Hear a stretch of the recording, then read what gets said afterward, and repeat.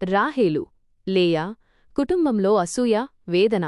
ప్రియమైన సహోదర సహోదరీలారా, ఈ రోజు మనం బైబిలులోని ఆదికాండంలో ఉన్న యాకోబు, అతని ఇద్దరు భార్యలు రాహేలు, లేయాల జీవితాల నుండి మనం నేర్చుకోవాల్సిన పాఠాల గురించి ధ్యానిద్దాం. ఈ కథ కేవలం ఒక కుటుంబ కథ కాదు, ఇది మన వ్యక్తిగత, కుటుంబ జీవితాలకు అవసరమైన అనేక ఆధ్యాత్మిక సత్యాలను బోధిస్తుంది. ఈ కథలోని ముఖ్యమైన సంఘటనలు దేవుని వాక్యమైన బైబిలులో ఆదికాండము గ్రంథంలో వివరించబడ్డాయి. యాకోబు ప్రయాణం, దేవుని వాగ్దానాలు. తన అన్న ఏశావు నుండి తప్పించుకోవడానికి యాకోబు తన మేనమామ లాబాను దగ్గరకు హారానుకు పారిపోయాడు. ఆ ప్రయాణంలో అతడు ఒక రాయిని తలగడగా చేసుకుని నిద్రపోతున్నప్పుడు దేవుడు అతనికి కలలో కనపడి అబ్రాహాము, ఇస్సాకులకు ఇచ్చిన వాగ్దానాలను మరల ఇచ్చాడు. భూమి యొక్క వంశములన్నీయూ నీ మూలముగా, నీ సంతానము మూలముగా ఆశీర్వదించబడును అని వాగ్దానం చేశాడు. ఈ వాగ్దానం యాకోబు జీవితానికి ఒక గొప్ప మార్పు తీసుకొచ్చింది. ఇది మనకు దేవుని కృపను తెలియచేస్తుంది. మనం ఎక్కడున్నా, ఎలాంటి పరిస్థితుల్లో ఉన్నా దేవుడు మనల్ని చూస్తాడు, మనల్ని ఎప్పటికీ మర్చిపోడు. ఈ సంఘటన గురించి మీరు ఆదికాండము 28వ అధ్యాయంలో చదువుకోవచ్చు. యాకోబు రాహేలును ప్రేమించడం. హారాను చేరుకున్న యాకోబు తన మేనమామ కూతురు రాహేలును చూసి ఆమెను ప్రేమించాడు.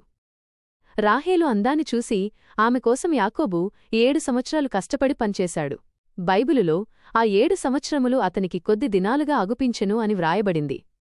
ఇది యాకోబు రాహేలుపై ఎంత ప్రేమ చూపించాడో తెలియచేస్తుంది. ఈ వివరాలు ఆదికాండము 29వ అధ్యాయంలో ఉన్నాయి.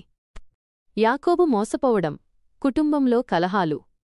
అయితే వివాహరాత్రి లాబాను యాకోబును మోసం చేసి రాహేలుకు బదులుగా తన పెద్ద కుమార్తె లేయాను ఇచ్చాడు.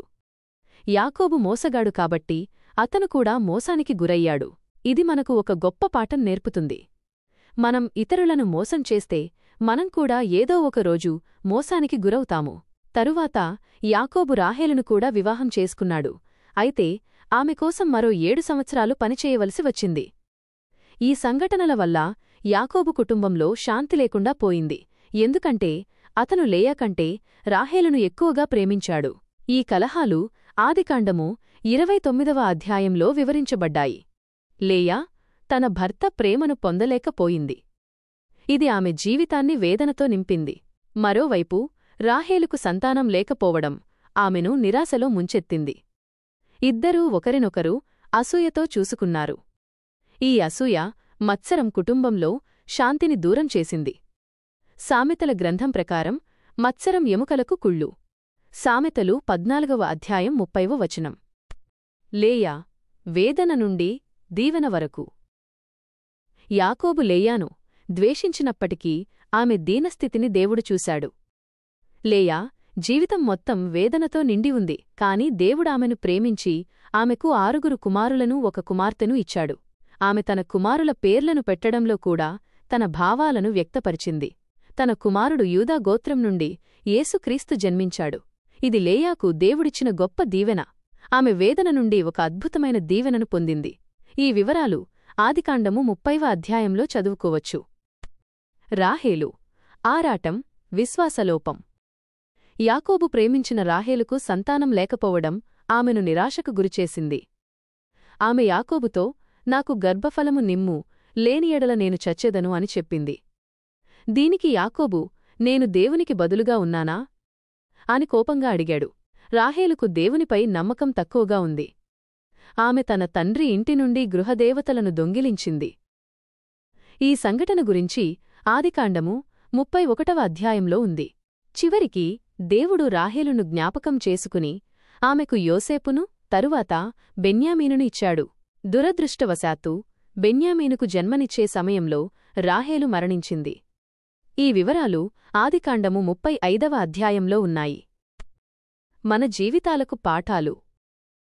ఈ ఇద్దరు స్త్రీల జీవితాల నుండి మనం కొన్ని ముఖ్యమైన పాఠాలు నేర్చుకోవచ్చు. 1. అసూయ, ద్వేషం కుటుంబ శాంతిని నాశనం చేస్తాయి. ప్రేమ, దయ, ఓర్పుతో కూడిన మనస్సు ఉండాలి. ప్రేమ మత్సరపడదు అని 1 కొరింథీయులకు 12వ అధ్యాయంలో ఉంది. 2. మానవ ప్రేమకు పరిమితులు ఉంటాయి, కాని దేవుని ప్రేమ అపరిమితం. లేయాను యాకోబు ప్రేమించకపోయినా దేవుడామెను ప్రేమించి ఒక గొప్ప కుటుంబాన్నిచ్చాడు. 3. పాపం మోసం ఎల్లప్పుడూ వేదనను తీసుకొస్తాయి. యాకోబు మోసం వల్ల అతను తన జీవితంలో అనేకసార్లు మోసానికి గురయ్యాడు. మన జీవితాలలో అసూయ, ద్వేషం వంటివి ఉంటే వాటిని వేరులతో పెకిలించివేయాలి. దేవుడు మనపై చూపించే ప్రేమను మనం ఇతరులకు చూపించాలి. మన పొరుగువారిని ప్రేమించడం, ఇతరుల పట్ల దయ చూపడం ద్వారా మనం నిజమైన ఆశీర్వాదాలను పొందుతాము.